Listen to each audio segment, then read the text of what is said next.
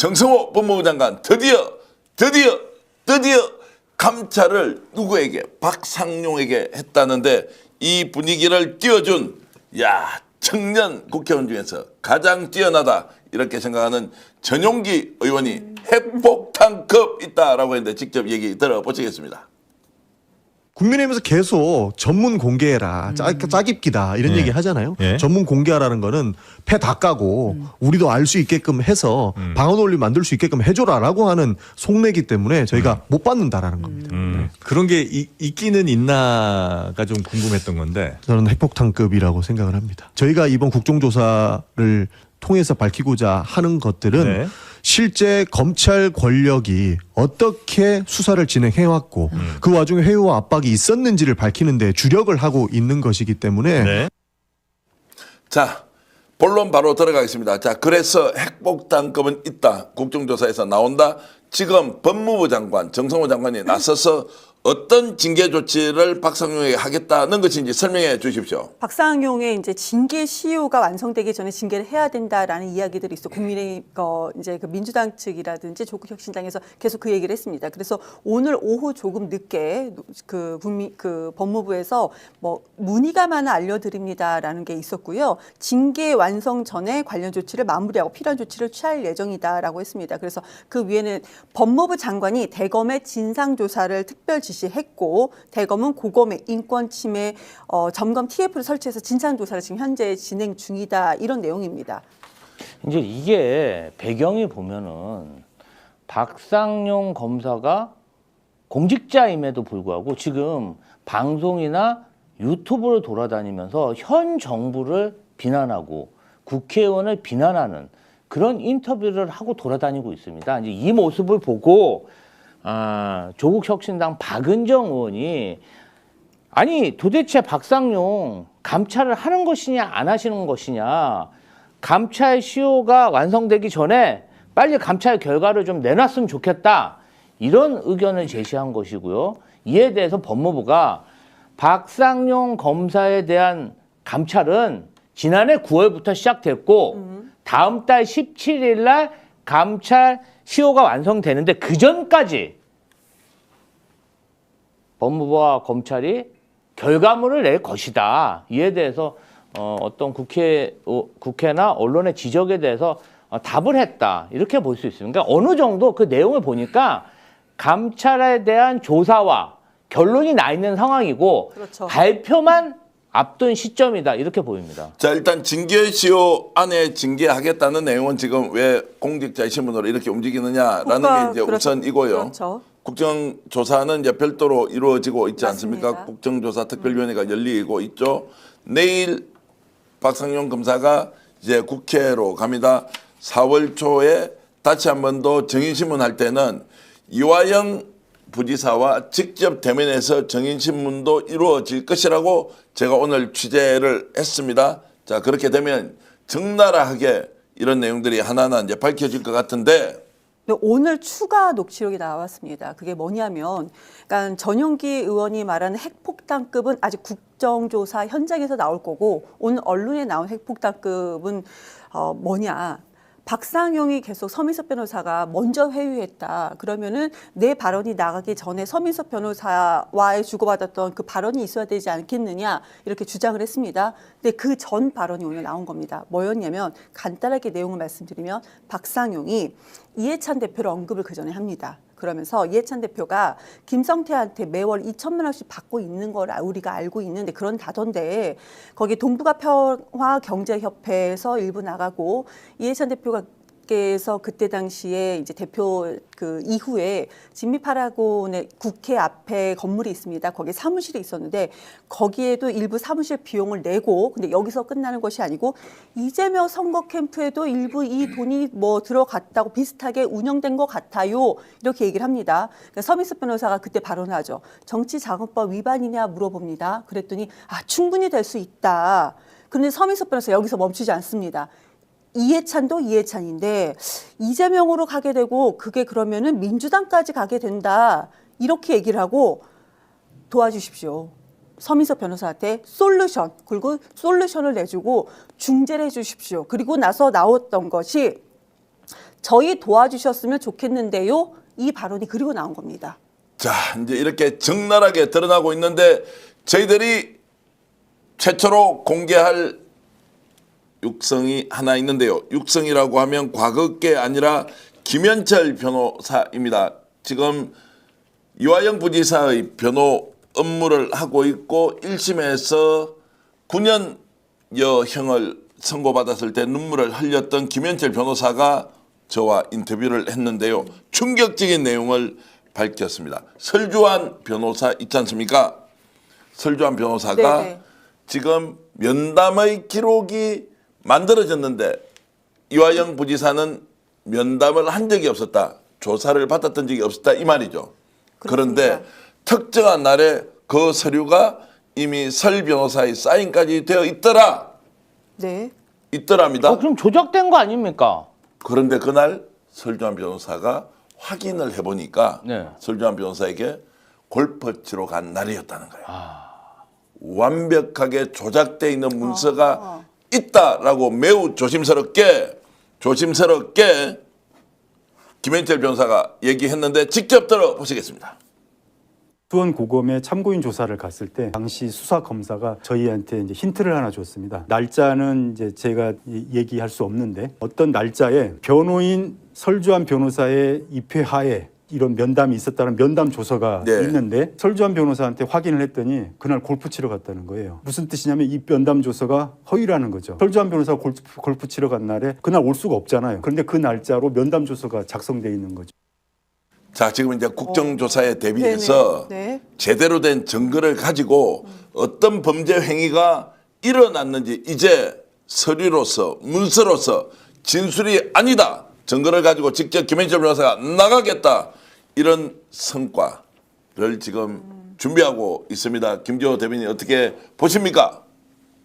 행복하죠. 행복하다. 그러니까 사실은 이 쌍방울 대북 송금 사건을 이재명 대통령과 연관 짓는 것 자체가 사실은 완벽한 창작, 아예 뭐 개연성도 없고 내용도 없는 걸 검찰과 김성태 쌍방울 회장이 창작물을 만들었기 때문에 사실 이 거짓말을 만들려면 다양한 허점이 있지 않겠습니까? 그래서 그게 진상이 밝혀지는 것은 시간 문제였는데 이제야 진상이 밝혀져서 너무 다행이고요.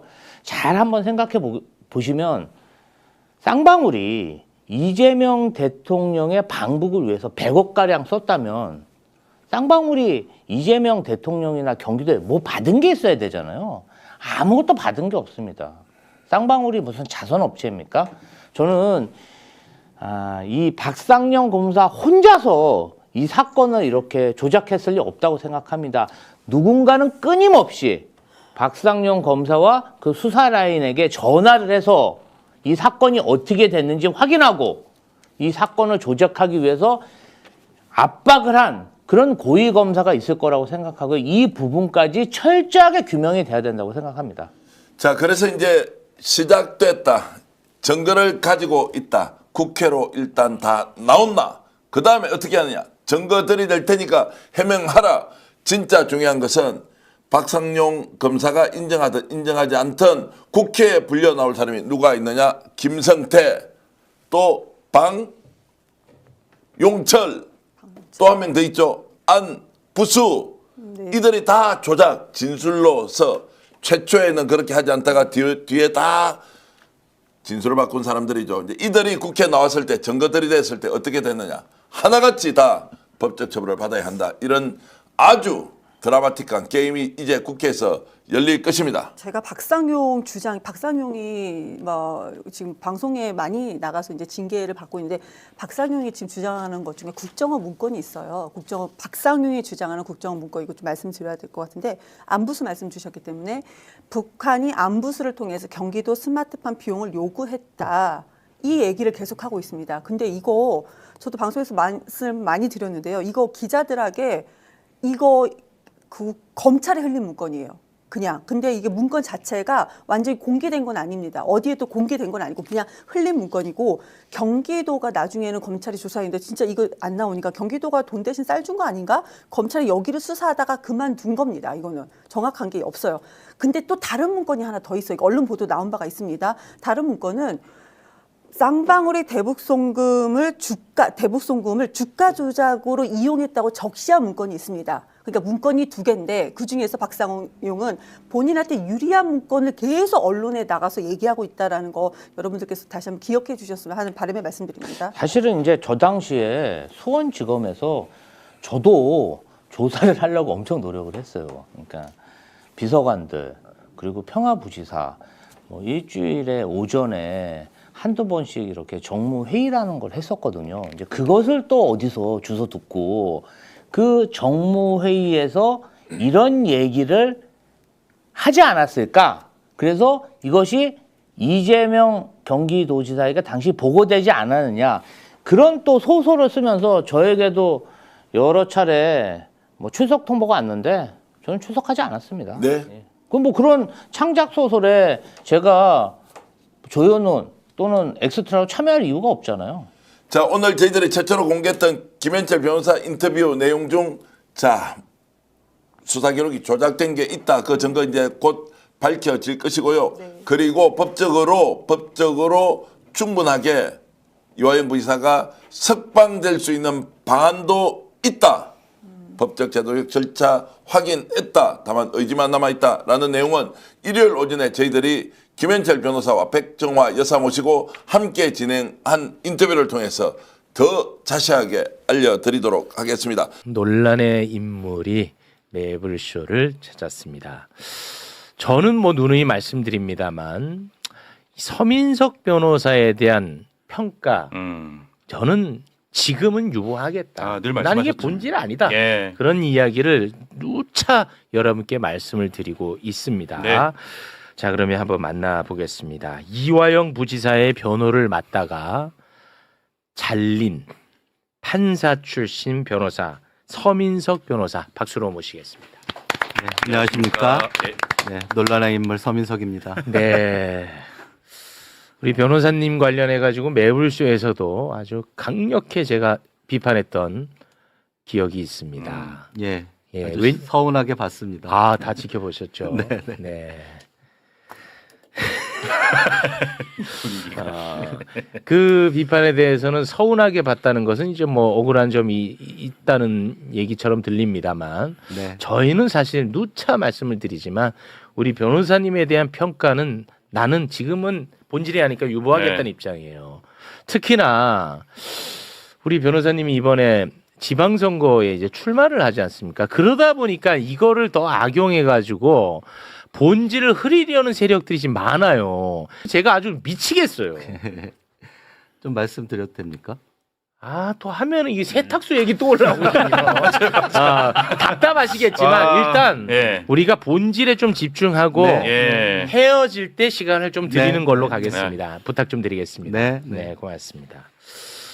아, 제가 이제 또 분명히 말씀드리겠습니다만 박상용이는 제 목에 칼이 들어와도 매불쇼에 섭외하지 않습니다. 네. 저는 더 이상 박상용이의 이야기가 궁금한 게 없어요. 들을 필요가 없습니다. 지금 너무나 많은 물증들이 나오고 있어요. 예. 내가 판단이 끝냈어요. 더 무슨 자료가 필요한가 싶을 정도예요. 박상용이가 여기저기 방송에 너무 많이 나오는데 네. 미디어 비평 전문 기자로서 그건 어떻게 보고 계십니까? 저는 진짜 아니 박상용에 대해서 들을 얘기가 뭐가 있습니까? 저는 이미 없다라고 보고요. 네. 그리고 지금 검사 말고 다른 일반 공무원들 같았으면은 지금 이렇게 방송 출연하는 게 가능한 일일까? 아마 인사 조처가 됐거나 최소한 직무 배제 대기 발령 조처 받았을 거라고 생각을 하거든요. 네. 그러니까 지금도 지금 검사들에 대한 특혜가 너무 한국에서 횡행하고 있다라고 봅니다. 네. 아니 뭐 들을 얘기가 뭐가 있냐는 그러니까 거야. 뭐가 더 필요해? 어. 다 나왔는데. 만약 이제 본인이 수사한 거니까 본인의 이제 수사한 내용에 대해서는 반박을 할 수 있다라고 봅니다. 그 언론도 그렇게 써야 되는데 아까 오늘 보니까 장르만 여의도에 나와서 얘기를 하던데 자기는 자기가 그 수사한 것에 대해서만 이야기한다라고 하던데 박상용이 TV조선 류병수의 강펀치인가 거기 나가서 예.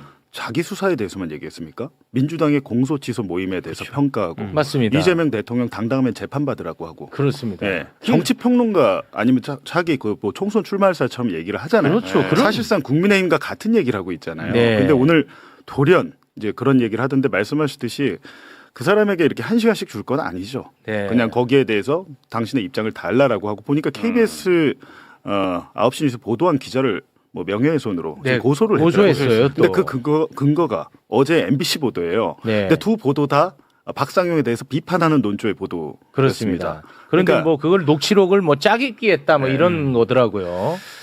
아, 정말 이걸 언제까지 우리가 지켜봐야 되는지 네. 너무나 저는 고통스럽습니다. 네. 자, 오늘은 또 새로운 녹취가 하나 이제 공개가 될 텐데요. 네. 아, 우리 또 최영진을 위해서 잠깐 정리를 하고 녹취록을 좀 듣도록 좋습니다. 하겠습니다. 네. 2022년 대선을 앞두고 네. 차기 대선 주자 이재명을 크게 세 가지 방법으로 제거하려고 했던 거야. 네. 요게 본질이야. 첫 번째가 이따가도 다루겠습니다만 이재명 조폭 연루. 아, 네네. 요걸로 잡아 넣으려고 했어. 첫 번째. 네. 그리고 두 번째가 지금 이제 다룰 대북 송금. 네. 세 번째가 그걸로 또 안 되니까 세 번째가 대장동. 아. 크게 보면 요런 세 가지로 차기 유력 대권 주자를 제거하려고 했던 거야. 예. 그러니까 너무나 중요한 사건이야. 이 사건은. 됐죠? 네. 자, 그러면 조폭 사건은 잠시 후에 저희가 들여다보기로 하고 먼저 대북 송금 조작 수사 관련한 이야기부터 나눠보도록 하겠습니다. 박상용 검사가요, 이해찬 총리 수사로 압박하는 내용이 담긴 통화 녹취가 오늘 풀로 새롭게 또 여러분께 전달됩니다. 예. 2023년 5월 25일 박상용 검사와 이화영 부지사의 변호인 서민석 변호사와 통화하는 내용입니다. 함께 듣겠습니다. 지금 아마 이제 이분 걱정은 자기가 심경 변화를 했을 때, 그러니까 자기가 완전히 그냥 자폭하고 나는 죽는다라는 걸로 가지 않고 갔을 때 민주당에서 자기가 이제 배신자로 찍히는 게 아마 제일 괴로울 거예요. 그럴 수 있죠. 그 부분에 관해서 한번 심각하게 생각해 볼게요. 예, 그러니까 그것도 뭐 저희가 사실은 이제 아마 부지사는 그 생각은 하시는 것 같더라고요. 차라리 검찰에서 이런 국정원 문건이 나와서 그 부분을 자백 안 할 수가 없다. 그리고 아마 저기 사모님한테는 그런 취지로 얘기를 했나 모양이더라고요.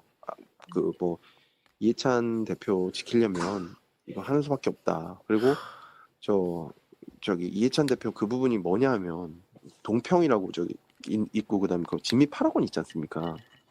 거기 그 이해찬 대표 사무실 비용을 한 달에 한 2천 얼마씩 김성태가 대줬다는 거거든요.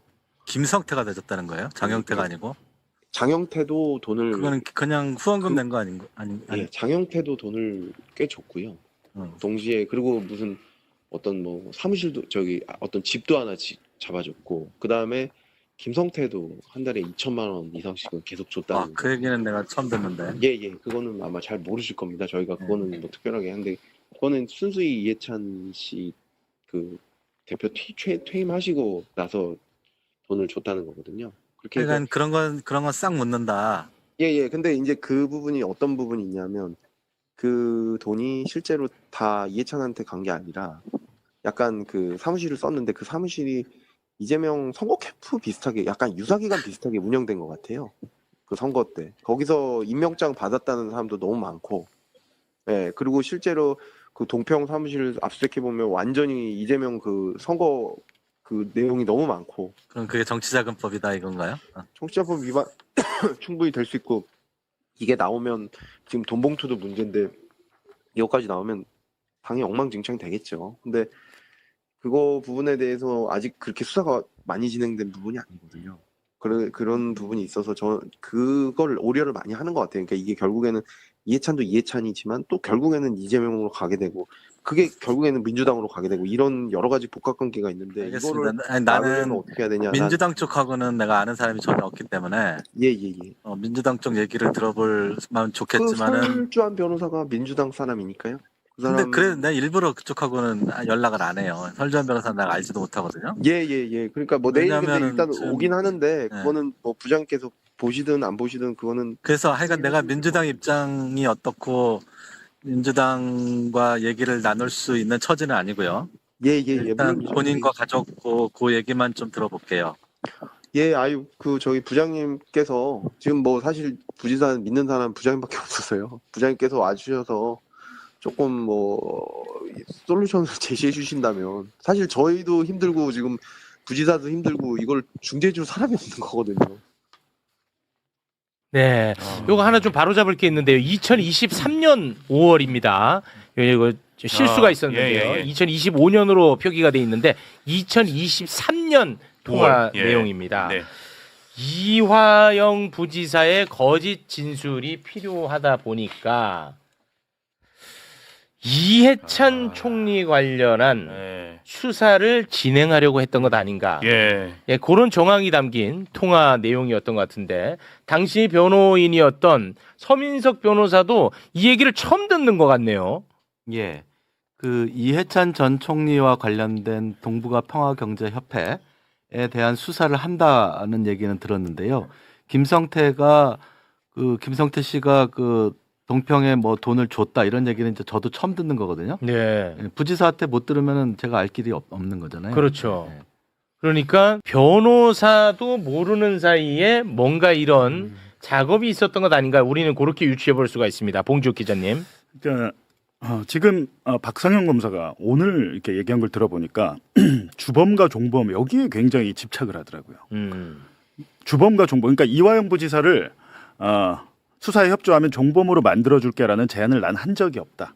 그런 제안은 서민석 변호사가 했다. 그렇죠. 근데 그거는 아무런 핵심 쟁점이 아니에요. 누가 제안을 했든 말든 그게 아니라 지금 이 내용은 뭐냐면 니네가 이재명을 잡는데 협조하면 이해찬은 봐줄게 이겁니다. 네. 그리고 우리 부장님이 세상에 검사가 변호사한테 전화해서 옛날에 부장판사 하셨다고 부장님 깍듯하게 하면서 네. 솔루션을 제시해달라. 아. 솔루션을 제시해달라는 거. 그리고 몇 개가 있어요. 지금 보면 물어보시더라고요.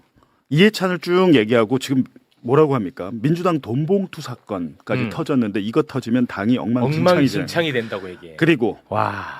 사모님이 그러니까 이화영 부지사의 부인이 이해찬 대표 지키려면 이거 하는 수밖에 없다라고 그러니까 그 이화영이 부인에게 얘기했다는 거 있잖아요. 네. 수사 기록에 보니까 심지어 이화영이 접견하잖아요. 그 접견 녹취록을 다 감시하고 있었어요.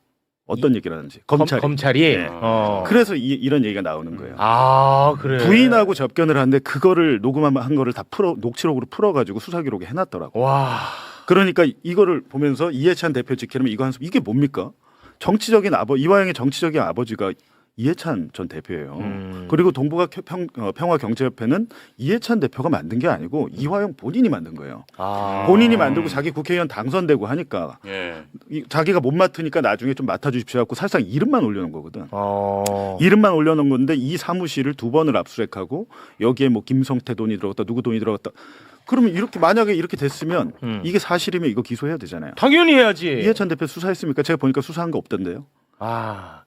사실상 자기들이 압수수색해가지고 그림을 그려가지고 협박을 하고 있는 거고 여기 또 중요한 게 뭡니까? 설주한 변호사가 민주당 사람이니까요. 이 얘기 뭡니까? 설주한 변호사가 보니까 어젠가 YTN 라디오에 나와서 이화영 부지사를 회유한 검사가 회유한 거 단 한 번도 난 보지 못했다고 그랬잖아요. 네. 그게 여기서 해답이 나오죠. 설주한 앞에서 이 얘기를 했다가는 민주당이 보고가 될 거라고 이제 박상용은 생각을 했던 것 같아요. 그게 사실인지 아닌지 모르지만 우리 서 변호사님은 민주당과 연계가 안 된 것 같으니까 그리고 또 본인이 얘기하잖아요. 이화영이 가장 믿는 사람이 부장님밖에 없어서요라고 얘기하잖아요. 신뢰관계자. 그러니까 서민석은 민주당과 단절된 존재로 단절돼 파악하고 있고 있나 이화영이 보구나. 가장 믿고 하니까 부장님이 솔루션을 만들어 달라. 근데 이게 뭐 아무것도 아닌 겁니까? 그냥 검사가 변호인한테 할 수 있는 얘기인가요? 절대 할 수 없는 얘기죠. 네, 주범 종범은 아무런 의미가 없어요. 아, 누가 이제 얘기했든지 좀 말든지. 이해가 가네. 서민석이라고 하는 사람은 민주당이랑 아무 관련이 없는 사람이야.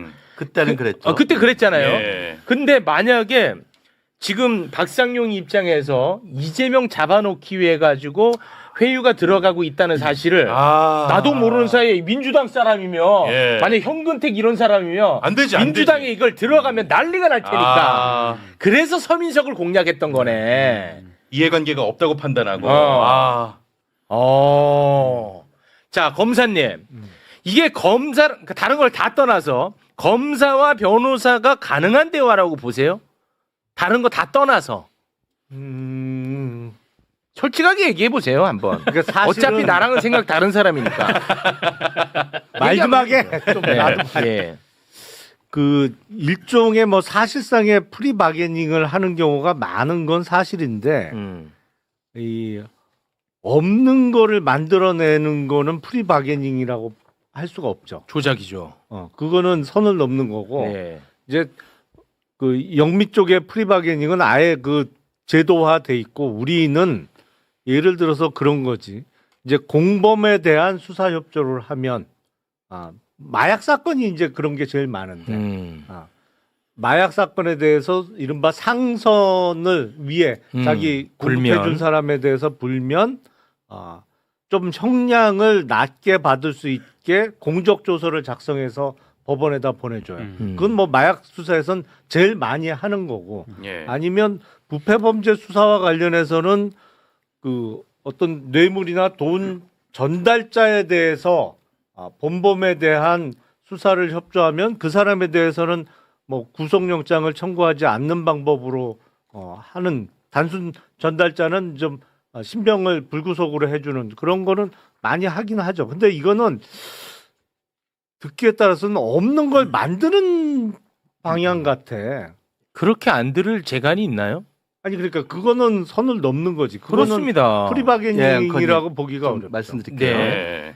그 김영남 검사님께서 잘 말씀하셨다시피 이 사건에서 핵심 얘기는 필요한 진술을 정해놓고 그렇죠. 이재명과 300만 불을 연계시키는 진술. 네. 그게 필요하다고 하면서 말을 하는 거예요. 그렇습니다. 그러니까 자기들이 수사해서 뭘 발견했는데 이거 뭐야? 이거 제대로 말해. 이런 게 아니라요. 자기들이 원하는 진술을 정해놓고 이 진술을 해주면 무언가 다른 혜택을 주겠다. 그렇죠. 라는 것. 이게 핵심, 이 사건의 핵심 문제입니다. 그게 핵심입니다. 딱 그리고 거기에 다 맞아떨어지는 정황 맞아요. 녹취가 나오고 있는 과정이야 지금. 그리고요 또 한 가지 주범 종범 얘기로 계속 이제 본질을 흐리려고 하는데요. 네. 그러면은 이미 진행 중인 법카 사건 덮어주겠다. 가족들 수사 안 해서 구속 안 시키겠다. 네. 또 이해찬 대표 수사 수사 진행 안 안 하겠다. 하겠다. 이건 뭔데요, 그럼? 이게 제가 제안한 건가요, 이게? 그렇지. 네. 자, 뭐 서민석 변호사를 왜 불렀냐? 다들 또 이런 분들도 글을 올리는데 이 녹취가 서민석 변호사를 통해서 제공되고 있습니다. 어쩔 도리가 없어요. 이거는 반드시 그만하겠습니다. 네. 아니 저도 사실은 뭐 이제 갑자기 녹음 파일을 발견했다고 그래서 제가 여기서 얘기했잖아요. 서민석 변호사가 뭐 디지털 포렌식을 한다고 알아보고 있고 거기서 박상용 육성이 나오면 이 사건 끝난다라고 이 자리에서 제가 말을 한 적이 있어요. 예, 맞습니다. 그리고 나서 이제 녹음 파일이 나왔는데 저도 사실은 반신반의 원래 갖고 있었던 거 아니야? 뭐 이런 생각도 했는데 실제로 설명을 하셨잖아요. 기자회견 때 네. 캠프의 관계자가 젊은 친구가 그 폰을 뭐 이렇게 하다가 봤다. 제가 그게 사실인지 확인을 해봤습니다. 사실이에요. T전화를 쓰신 것 같아요. T전화가 뭔지도 잘 모르시는 것 같아요. SK텔레콤. 일반 우리가 앱에 그냥 기본으로 깔리는 기본 앱 전화가 있고 T전화가 있는데 그러니까 기본 앱 전화에서 통화를 하면서 녹음을 하게 되면은 그 음성 기록 그 녹음 파일이 저장되는 데가 있어요. 공간이 달라요. T전화는 별도의 녹음 파일고 그러니까 T전화 앱 자체에서 녹음을 해서 저장을 하고 있는 거예요. 네. 그러니까 앱 하나를 지운 거죠. 나중에 이제 본인도 현근택 변호사만 압수수색당하고 이러니까 본인도 이제 수사받고 압수수색당하고 그랬던 것 같은데 T전화에 있던 그 폴더에서 나온 건 맞더라고요. 아, 그거는 사실로 확인이 네, 그러니까 그게 사실 저도 이제 반신반의해서 확인을 해봤는데 그건 맞는데 그리고 네. 뭐 선거에 이용하려고 한 게 아니냐? 예를 들면 2022년 3월 6일에 뉴스타파가 김만배, 신학림 녹음 파일 보도했죠. 네. 그것 때문에 나중에 야 니네 대선에 영향 미치려고 이거 대선 직전에 보도한 거 아니야? 3월 6일입니다. 저희 보도한 게. 네. 근데 대선에 영향을 미치려고 했으면 사전 투표가 언제 했습니까? 3월 4일과 5일에 했어요. 그 전에 했다. 역대 대선에서 가장 큰 사전 투표일이었기 때문에 그 전에 하는 게 맞죠. 이거를 만약에 본인 선거에 유리하게 하렸으면 제가 볼 때 만약에 저라면 한 3주 전에 2, 3주 전에 했을 것 같아요. 제가 네. 말씀드릴게요. 그 지난번에 왜 제가 그 정청래 대표 법률 특보로 임명됐다가 네. 뭐 지술 회유 조작 변호사라고 낙인 찍혀서 사퇴하지 않았습니까? 네, 제가 아주 거기에 앞장섰습니다. 예, 예. 아 이거 죄송해요. 아까 서운하다고 한 거. 네, 아닙니다, 아닙니다. 네. 오늘 반론할 기회를 주셔서 고맙다는 네. 뜻이었어요. 예. 그런데 만약에 제가 이 녹음 파일이 있다는 사실을 인식하고 있었다면 내 선거를 위해서 법률특보라는 직책이 굉장히 중요한데 네. 그때 해명하면서 내놓지 왜 지금까지 있겠어요. 만약에 그리고 선거에 써먹으려고 했다면 경선 일정이나 경선 룰이 잡히기 전에 내가 써갖고 유리하게 써야지 경선 일주일 남겨놓고 이거를 하는 바보가 어디 있겠어요. 네. 아니 진짜로 최영재 씨 보세요. 내가 처음에 문자를 서 변호사한테 뭐라고 보냈어? 한번 읽어주세요. 그거 지금 보이는 거. 예, 요거요 폭로자. 네. 예, 폭로자와 조작 공범은 종이 한 장 차이입니다. 진실 폭로가 아닌 본인 선거에 이용하는 목적이라면 벌 받을 겁니다. 제가 이렇게 보낸 거예요. 아, 그러니까 다음에 공개하면 KBS 보도 나온 날, 예. 다음 날, 네, 아니 보도 나오고 나서 보도 나오자마자 이거를 저도 그렇게 의심을 한 거예요. 이렇게 딱 보내고 좀 알아보니까 아 이게 아니구나라는 얘기를 한 거죠. 네. 또 하나는요. 제가 이제 백정아 사모님한테 문자 보낸 게 있어요. 이화영 변호사 부인입니다. 예, 예. 아, 이화영 부지사의 부인이시죠? 아, 이화영 부지사의 네. 부인. 예, 예, 예. 네. 그때 무슨 일이 있었냐면 그 3월 5일 날 제가 백은종 씨가 하는 서울의 소리 그 방송에 출연을 하고 또 검찰에서 조사받고 내려가는 길에 사실은 사모님을 만나서 핸드폰을 맡겨서 포렌식을 맡기려고 그랬어요. 왜냐하면은 청주에서 알아보니까 마땅한 데가 없고 불가능하다 그래서 사모님한테 여쭤봤더니 사모님이 우리가 잘 아는 데 있으니까 한번 찾아보겠다 해서 제가 문자로다가 사모님 오늘 핸드폰 드리고 싶은데 왜 연락이 안 되세요 하는 문자도 보냈거든요. 그러니까 저는 그때까지도 포렌식을 하기 위해서 굉장히 노력하고 있었어요. 네. 찾으려고. 알겠습니다. 아니 근데 지금 사실 뭐 매불쇼는 뭐 그게 관심이 없어요. 이거는 이런 얘기 중요한 게 그만해. 아니에요. 제가 말씀드린 게 중요한 게 아니고 네. 이 녹음 파일 자체를 조작했느냐 아니냐, 그렇지, 이 음성을 그거는- 만들어냈느냐 아니냐 이게 중요한 거죠. 그렇죠. 그리고 만약에 지금 짜깁기를 했다 그랬는데 짜깁기 만약에 필요에 따라서 내가 편집할 수 있잖아요. 이걸 우리가 1시간 내에 틀 수는 없으니까. 그렇죠. 근데 나온 것만으로도 끝났잖아. 나온 것만으로도 솔직히. 판단이 된다는 거예요. 그렇습니다. 뭐가 더 필요하냐고. 뭐 애원을 하잖아. 네. 박상용이가 애원하고 우리가 타임라인대로 우리가 봤잖아요. 봉지욱 기자님. 그러니까 나는 본질만 얘기하자는 거야. 나는. 우리 뭐 변호사님은 서운할지 모르겠지만 변호사님 선거는 알아서 좀 띄워주시고 저는 솔직히 관심이 없어요. 지금도 받아들인 사람에 따라 판단이 다 다릅니다. 다르죠. 평가가 예, 다르고. 맞습니다. 예, 그 얘기는 전 하고 싶지 않다. 왜냐? 본질이 사라지니까. 이거 중요하죠, 진짜. 그렇습니다. 그리고 어제 서영교 의원도 매불쇼에서 얘기를 했습니다만 이해찬 전 대표와 관련된 이 부분 서영교 의원이 확인을 해보니까 사실이 좀 아니다. 아, 그거는 봉지욱이 더 잘 알아. 그러니까요. 그러니까 이게 원래 그냥 법 절차에 맞춰서 후원을 했던 그렇죠. 후원금이 있어요. 네. 네. 그거를 막 억지로 짜맞춘 짜맞춘 거야. 그조차도. 김강민 변호사가 저랑 나왔을 때 정확히 얘기했더만요. 얘기했었어. 검찰에서 강압 그것도 또 강압 그쵸, 수사를 이것도. 하고 네. 그 상납했다는 거 자료를 수사관이 만들어서 제시해서 인정하라고 하니까 강압 수사에 그냥 거의 어쩔 수 없이 사인했는데 그 법정에 와서 그 돈을 줬다는 분 있잖아요. 지금 장모 씨. 네. 이분이 지금 법정에 와서 야 나 그때 검사랑 수사관이 하란 대로 했습니다라고 폭로를 해버린 거예요. 네. 이게 지금 이런 상황인데. 예. 그러니까 뭐 예를 들어서 검찰이 뭐 매달 얼마씩 줬다라고 이미 답을 딱 정해놔. 그렇죠. 그런 다음에 다른 데에 쓴 돈도 그 날짜를 끌어다가 그렇죠. 이해찬 총리한테 예. 준 것처럼 짜맞췄다라고 이야기를 했었잖아요. 그러니까 이 녹취에 나오는 박상현 검사가 하는 얘기가 사실이 아니다라는 그런 얘기. 혹시라도 높아지면서. 아, 혹시 네. 또 오해하실까 봐. 네, 네, 네. 아, 진짜 뭔가 잘못이 있는데 수사를 안 한 것처럼 그렇죠, 느껴질까 봐. 그렇죠. 그건 네. 아니라는 네. 겁니다. 네. 네. 알겠습니다. 혹시 이 사단법인 동북아 평화연대가 지정 기부금 단체로 지정된 곳이에요? 돼 있는 걸로 압니다. 그러니까 동북아 그러면 평화 그- 경제 협회. 후원금으로 들어간 돈은 후원금 기부금 다 돼요. 그건 지정단체. 그러니까 네. 지정단체면 이제 기업이나 이런 사람들이 거기 후원금을 하면 나중에 이제 좀 세액공제나 이런 네. 혜택이 있으니까 네. 그거 하는 경우가 많거든요. 네, 맞습니다. 근데 그런 돈이 있었던 거 아니에요?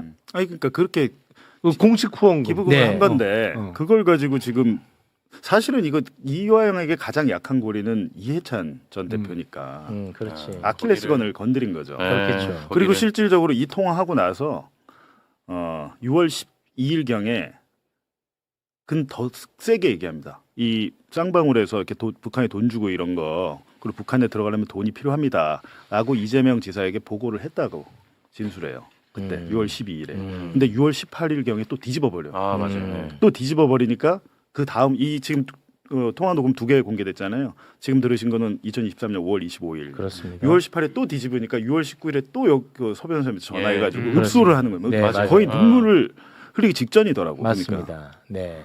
자, 그리고 우리 봉지욱 기자님, 그 뭐 대북 사업 관련해서 아니 근데 뭐 이렇게 불러놓고 그거밖에 안 묻습니까? 뭐 녹음 파일이 몇 개 더 있냐, 다른 내용 뭐 없냐 이런 거 안 묻습니까? 아니 그 더 있다며 뭐 1시간 얼마짜리 나 다 알고 있는데 그거 알아서 하시겠지 그거는 시청자들은 모르니까. 아니요 그거 다 알아 그런 걸 안 묻지. 그거 알아서 하시겠지 왜냐면 내가 또 뭐 하면 자꾸만 댓글에서 세탁소 돌린다 이러니까 나는 이러면은 정말 너무 스트레스야 왜냐면 난 본질 빨리 좀 집중하고 싶은데 자꾸 이 에너지가 분산되는 게 싫은 거예요. 네, 저는. 본질로 돌아가시죠. 예, 아이, 고맙습니다. 이해해 주셔서. 왜냐하면 지금 대한민국 언론에서도 박상용이 불러가지고 지금 본질을 흐리고 있잖아. 그것 때문에도 나는 괴로운데 지금 우리끼리도 그래버리면 내가 스트레스를 받으니까. 예. 네. 예. 그러니까 그 좀 얘기 좀 더 해주세요. 저도 잘 모르는데 지금 아마 국정조사를 앞두고 있어서 이게 조금씩 나오는 것 같아요. 네. 근데 국정조사에서는 뭐 훨씬 더 많이 나오고 아마 증인으로 나가시죠. 네. 나가시고. 아, 증인으로 네. 나가세요? 그 증인으로 채택됐다는 연락을 받았습니다. 네. 그래서 국정조사에서는 아마 그 5월 25일하고 6월 19일 네. 통화는 아마 풀 버전으로 다 틀지 않을까 싶고요. 예. 저도 그걸 원해요. 근데 네. 이제 그 국정조사위원회에서는 자기네들 아직 시작도 하기 전에 다 나가면 안 된다. 뭐 이런 입장이신 것 같아서 지금 조금씩 그 하고 네. 있는 거예요. 그러면은 그 통화를 5월 25일 그리고 6월 19일 말고도 다른 날도 하셨을 거 아니에요, 그죠? 그 뒤로도 통화한 것 같아요. 네. 아, 근데 한 거 같아요라는 거 심지어는 네. 아니 저도 그때 이제 지금 3년이 지났어요. 아니 그러니까 파일은 없다는 말씀인가요? 파일이 있는 것도 있고 없는 것도 있는 것 같아요. 예. 저도 왜냐하면 지금 여러 가지로 뭐 선거 얘기하면 안 되니까 바빠가지고 그냥 발견하는 대로 앞에 거부터 이제 막 까보고서 지금 또 보내고 하는 중이에요. 예. 그런데 심지어는 그런 얘기도 했었어요. 박 검사가 저 사임하고 나서 전화를 하더라고요. 그래갖고 왜요? 나 다 끝났는데 그랬더니 면회를 또 가보시라는 거예요. 그래서 왜요? 그랬더니 이 부지사 너무 위험해 보이니까 가서 위로 좀 해주고 혹시 무슨 이상한 생각하시는 그러니까 자기도 지금 그래놓고 걱정이 된 거예요. 그래서 내가 굉장히 칭찬했어요. 아유 역시 공무원이 다르시네. 피의자 걱정도 하고 그래서 제가 이 부지사 한 서너 번 찾아갔었거든요. 근데 너무 많이 찾아가니까 안 되는 것처럼 그 수원구치소에서 사임한 변호사 그만 찾아오라고 하더라고요. 그게 이게 사임을 한 상태면 비선임 접견이 되는 거잖아요. 이게 선임이 안 된 변호사니까. 그래서 그렇게 여러 번은 위로하고 그다음에 이제 아주 굳건하게 지키시라. 나하고 약속한 대로 굳건하게 가시라 하고 그런 말씀 드리러 갔었는데 그때 구치소에서 오지 말라 그래서 못 갔어요. 아니 우리 변호사님 말씀이 맞다면 이 박상용이는 진짜 잔인한 인간이야. 그렇죠. 이자가 자기가 괴롭혀가지고 맞아요. 완전히 이화영 부지사가 지금 극단적인 선택 예를 들면 이상한 선택을 할 수도 있다라는 위험을 감지했다는 거잖아. 지가 괴롭힌 거잖아. 근데 이화영 부지사가 걱정된 게 아니야 얘는. 만약에 뭐 잘못되면 수사 날라가니까 이재명 못 잡으니까 그게 안타까우니까 달래주라고 했던 거 아니겠습니까? 제가 뭐 지금 대척점에 서 있는 박 검사를 갖다 옹호할 건 아니지만 사람의 마음은 모르는 거잖아요. 모르지만 저는 그렇게 지금 느끼고 있다는 겁니다. 네. 그럴 수도 있어요. 그죠? 와, 아니 본인 때문에 이렇게 괴로운 거 아닙니까? 그거는 뭐 부인할 수 없는 부분 아닙니까? 자기 때문에 위험한 건데 그거 괜찮냐고 막 위로해달라고 그러는 게 이상하잖아요. 와, 진짜. 그럼 박상용 왜 편드세요 갑자기?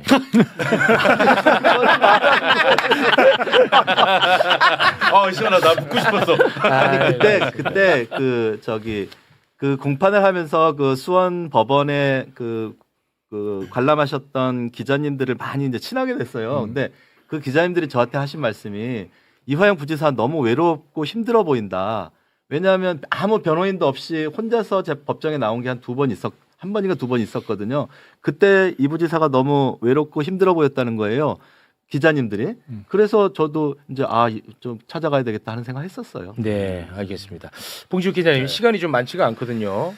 조폭. 그거는 우리끼리 할 건데 이거는 안 해도 되나요? 이혼한 부분? 이거는 이건 안 해도 되고. 아니 이거는 제가 보니까 잠깐 보여주세요. 이게 이제 박상용이 아까 녹음 파일에서 국정원 문건 나와서 게임 끝난 것처럼 얘기를 하잖아요. 전 진짜 이해가 안 되는 게 국정원 문건 이걸 한번 보여주세요. 여기 보면 명확하게 나와 있잖아요. 북이호남 쌍방울의 대북 사업 이용 주가 조작 시도 언급 이렇게 돼 있죠. 예. 이렇게 그러니까 그 본인의 수사 내용 공소 사실과 반대되는 그걸 뒤집을 수 있는 것들이 국정원 문건에 있다고 제가 이걸 다 공개를 했잖아요. 네. 근데 여기 보면 정찰총국 이호남이 지난해 3월경 그러니까 2019년 3월경 남북경협연구소 대표 김한신에게 대북 사업으로 쌍방울 계열사 주가를 띄워주는 대가로 수익금 일부를 받기로 했다며 쌍방울이 수익금을 일주일에 50억 원씩 전달하도록 할 테니 국내 백화점 상품권을 구입해서 중국 선양으로 보내달라고 요청했다. 라고 김한신이 국정원에 보고를 한 겁니다. 이렇게 보고를 한 거죠. 근데 우리 김한신 선생님이 2024년에 제가 이제 취재를 해서 보도를 했는데 검찰에서 김한신을 부른 거예요. 제 보도 직후에. 네. 김한신 압박을 합니다. 김한신 대표는 당시에 굉장히 말기암 암투병 중이었어요. 돌아가셨습니다. 그래요? 제가 이번 국정조사의 정말 핵심적인 증인이라고 그랬는데 돌아가셨어요. 돌아가셨는데 마침 그때 이제 제가 찾아보니까 한 30분가량 저랑 통화한 게 있습니다. 통화한 내용이 있어요.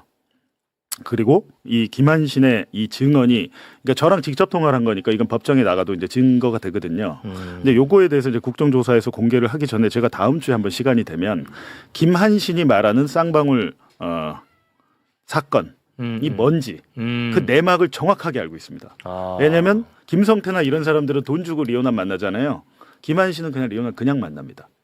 그 정도로 오랫동안 신뢰관계가 있는 사람이고 그런 상황인데 지금 돌아가셨으니까 마지막 남긴 그 인터뷰를 통해서 사건의 전말을 제가 이제 다시 봤어요. 옛날에 했던 인터뷰 봤더니 야 이거는 지금 보도하면 크게 의미가 있겠다라는 게 있어. 그럼 다음 주에 아니 이 문건만 봐도 대북 송금이라는 것은 이재명 지사를 위한 대북 송금이 아니라 쌍방울의 주가 조작을 위한 대북 송금이라는 게 딱 나오지 않습니까? 그때 이제 그 아까 들으신 그 녹음 속에 마치 그 국정원 문건을 보고서 유죄에 가까워진 것 아니냐 하고 말하는 게 있잖아요. 네. 그때 나온 국정원 문건은 그 이화영 부지사가 뭐 북한한테 스마트팜을 건설해 준다고 약속했는데 안 지켜서 뭐 그랬다라는 내용이고 그래서 그것만 있을 리가 없다라고 판단해서 우리가 계속 국정원 압수수색을 더 해달라고 요구했던 거예요. 그래서 이런 게 이제 추가로 나오게 된 그렇습니다. 거죠. 네. 근데 방금 말씀하신 그 녹취는 저희가 오늘 안 들었어요.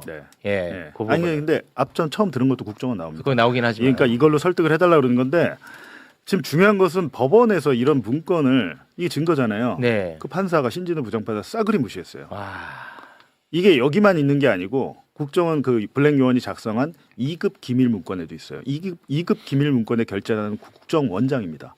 거기도 안부수란 사람을 협조자로 고용하다가 우리가 이 사람을 그만 잘라야겠다라고 하는데 그 이유가 안부수와 쌍방울이 붙어서 주가 조작을 하면서 국정원을 팔아먹고 다닌다. 그 내용이 있어요. 알겠습니다. 자 그러면 우리 서민석 변호사님과는 여기서 좀 인사를 나눌까 하는데요. 끝으로 이 얘기 안 하면 또 어디 가서 저한테 서운하다고 하실까 봐 미안합니다. 아주 짧게만 좀 부탁드리겠습니다.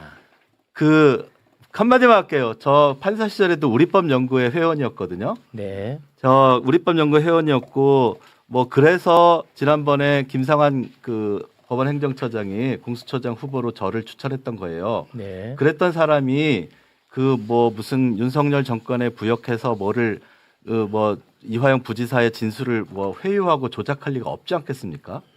예, 그 점은 좀 믿어주시고요.